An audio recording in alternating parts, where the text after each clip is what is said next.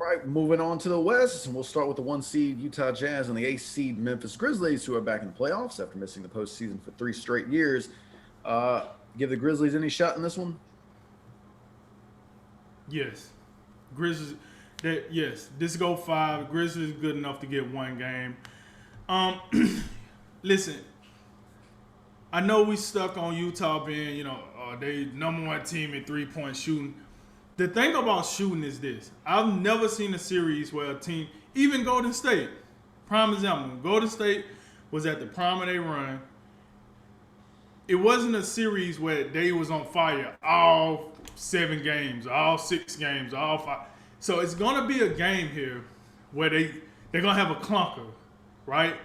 And with the way Memphis played, because they play defense, they shoot threes. Everybody shoot threes, but they're not predicated on threes. They're more predicated around the rim or the mid range. Now Brooks, he's more of a 3-point shooter. But when Ja Morant is engineering that offense, it's more of a mid-range to paint game.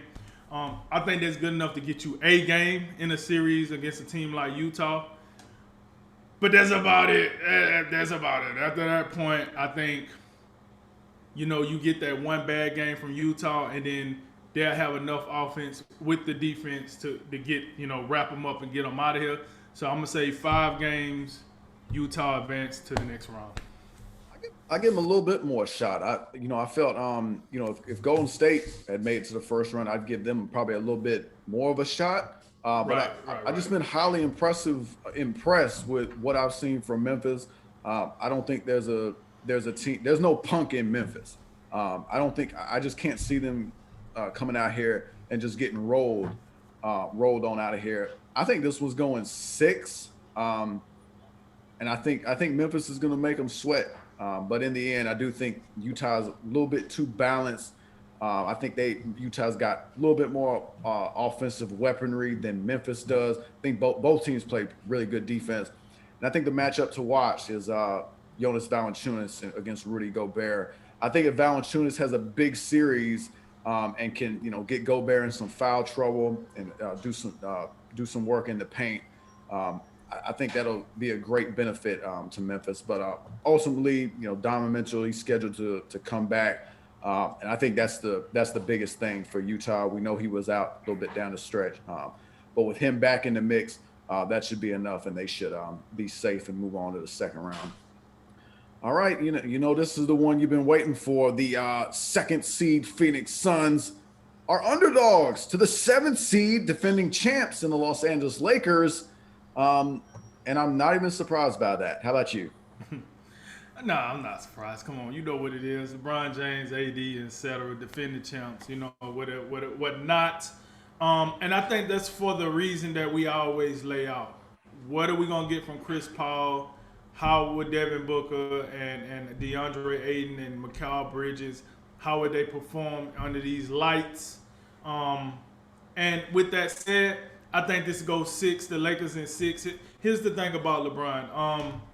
We know LeBron attitude when it comes to, the season, then the first rounds. He's kind of like, you can give up a game too. I think they will give up a game. LeBron, he's in the news right now for, violating the health and safety protocols. I just seen something that said it won't affect his plan as far as Sunday game go. But with all that said, the Lakers going to give away a game. I wouldn't be surprised if it's the first game they give away, just because that's what LeBron do. The game is chess, not checkers. So he's going to, formulate, calculating that first game, and then, usually how the Lakers get down 4, 5, 6, they usually take care of it in the rest of the series. So, yeah, I got this one going 6, Lakers in 6. What say you? I agree. I think it'll be 6. Much like I thought game 1 for Milwaukee is going to be highly important, I think game 1 for Phoenix is critical. They got home court, and they know they cannot not know that the Lakers are favored. First time 2 seed has been an underdog in like 30 years or something, and for good reason. I mean, the Lakers. The only reason the Lakers are in this position is because LeBron was out for so long and AD was out for a while. Those are the 2 guys that carried them to the championship last year. They're back now. Once again, LeBron out there hitting game-winning shots when apparently he can't even see anything. So I gotta believe his vision is back.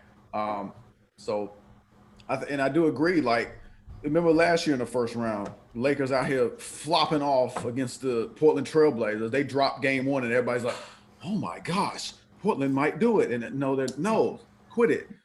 So I think the same thing very well could happen. I know this much: if the Lakers lose game one, you feel a lot more confident in them coming back than you do about Phoenix if they lose game one. I think Phoenix got to win game one to get some confidence. But even if they do, I'm rolling with the Lakers, and I got them in 6 as well. The Denver Nuggets, perhaps an MVP in Nikola Jokic, going out there against that star-studded backcourt of Damian Lillard and CJ McCollum. What do you have for that one? Not my 2 favorite teams in the NBA right here or the conference, but I'm going to say this. I think this, for me, will be my series of the first round for the Western Conference. Much like I said over in the Eastern Conference. I think these two, with the likes of Jamal Murray being out and, Jokic, the Joker, stepping his game up and the guys around him stepping their game up. And Portland, at some point, they got to ask themselves, like, I think they had played the Nuggets in the last 3 series, or at least the last 2 years they didn't play the Nuggets. You just gotta ask yourself, like, what are we doing here? Like, when are we gonna get to the next level? When are we gonna play like we want to be here at some point? So I say that to say this. I think this is going to be the best series. I think this is a 7-game series. We did see them play the 7 games before 2 years ago, when Portland made it to the Western Conference Finals. So I think we got a possibility for fireworks. But with everything said, I can't trust Portland. So I'm going the Nuggets in 7 for this series. I agree. I don't trust Portland either. But I also, listen, what the Nuggets have done since losing Jamal Murray is admirable. It may well get Jokic an MVP award. But I really think come playoff time, this is where you're really going to see the loss of Jamal Murray really show up and hurt the Nuggets. This Portland backcourt, go ahead and go on the second round and forget about it. But for one series, I think Damian Lillard, I think CJ McCollum, I think they do enough. My Lord, we got an NJ and Nikola Jokic and J.N. and Yusuf Nurkic. It's going to be a European showdown in the middle. I think Nurkic might do a few things against. I'm the first time ever. I'm gonna put some faith in him. Maybe he can hold him to like 25 points a game, and we'll say, oh, he did his job. But I think it's too much to ask the Joker from the front court to get it done. While the Portland Trail Blazers, for the most part, they're locked and loaded, healthy, and I think Damian Lillard, CJ McCollum, I think they're good enough for one round, and then it'll be much more interesting to see what they do with Terry Stotts. Blazers in 7. And we got one more rematch out west. This was a 2-7 meeting last year, but now it's a 4-5. This is the Clippers and the Mavericks.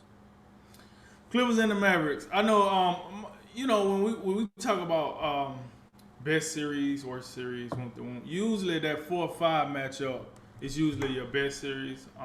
But in this one, I don't think so. I think we're going to get a more motivated Clippers. And listen, they seen what Luka did last year. They got a first-hand view of what Luka can do. I guess Porzingis may or may not be in the series. Who the hell knows? Anybody know what the latest and greatest on the unicorn is? Let me know something.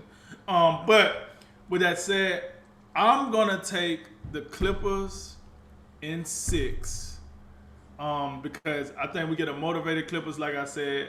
A more together Clipper team, a focused Clipper team, and last but not least, a team that's seen what Luka and to some extent Porzingis can do when you don't take them serious, when you're not focused on them. So yeah, I'm taking the Clippers in 6.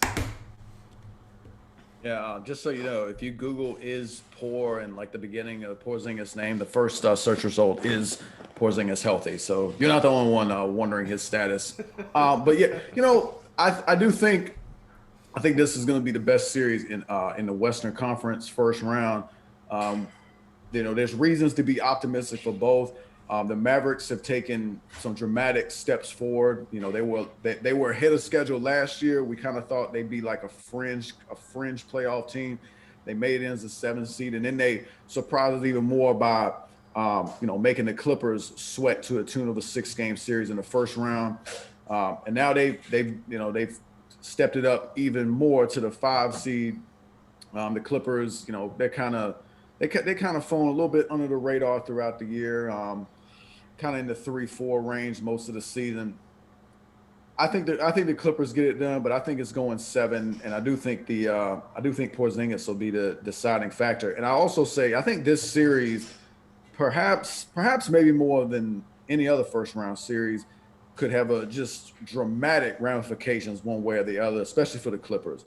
If the Clippers come out here and flop around and lose in the first round, I mean, they made some big changes last season, but I mean, I don't think Kawhi is out here for the first round and exit. I think he wanted to come out here and stick it to LeBron and take over LA, and that is not what has happened. So, of course, the Clippers, who it's going to come down as well. It's going to come down to Paul George.